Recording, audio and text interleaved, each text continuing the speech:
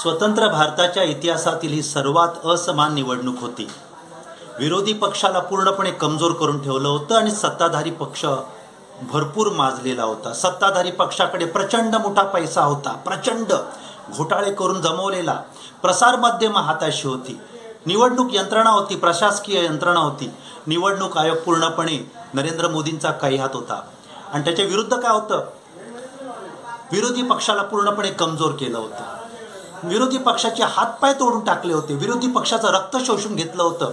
अशा प्रकारे कमजोर झालेल्या विरोधी पक्षाला रणांगणात आणलं आणि सर्व बाजूनी मजबूत झालेल्या नरेंद्र मोदींनी रणांगणामध्ये जर त्यांना चितपट केलं असेल तर ही बहादुरी नाही, नामर्दानगी आहे।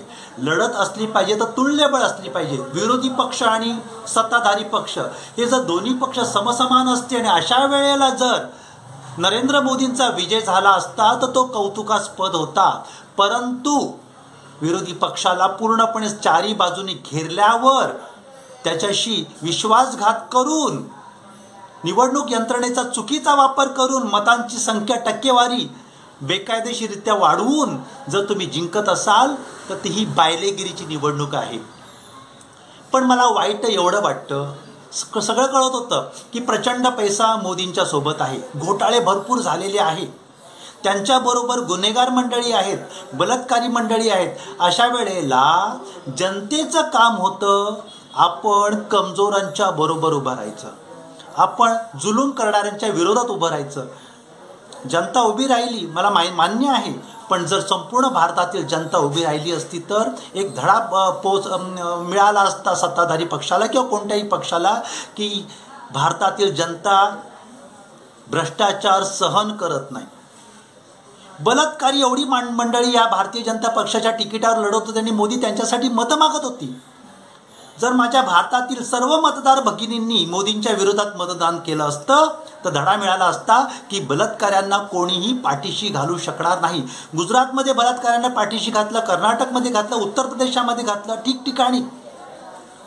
म्हणजे अशा प्रकारे सगळ्या ठिकाणी घपले होत असताना मंदिरमध्ये सुद्धा किती प्रचंड मोठा घोटाळा झाला।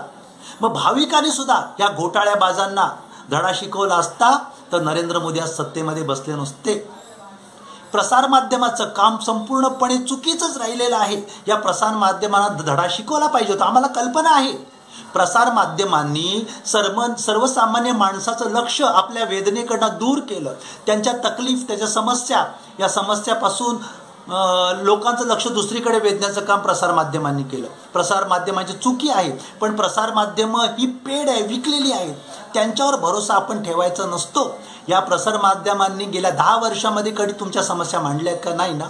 अशा प्रसार माध्यमांचा बायकॉट करण्याच्या ऐवजी आपण जर प्रसार माध्यमांच्या मध्ये वाहवत जावत असू, साधी गोष्ट बघा, निवडणूक आयोग नरेंद्र मोदीने प्रत्येक वेळेला आदर्श आचारसंहितेचं उल्लंघन केलं, पण तरी सुद्धा निवडणूक आयोगाने कारवाई केली नाहीये। परंतु विरोधी पक्षावर मात्र वारंवार नोटिसा बजावल्या, म्हणजे पूर्णपणे ही निवडणूक असमतोल होती। या असमतोल निवडणूक असताना, सर्व बाजू नरेंद्र मोदींच्या बाजूला असताना जनतेचं काम होतं कमजोरांच्या पाठीशी उभं राहायचं। आपण कुठल्या तरी बाबतीत हे कमी ठरलेलो आहे। देश हुकुमशाहीकडे जाणारच आहे, लक्षात ठेवा। आज नाही तर उद्या संविधान बदललं जाणार आहे।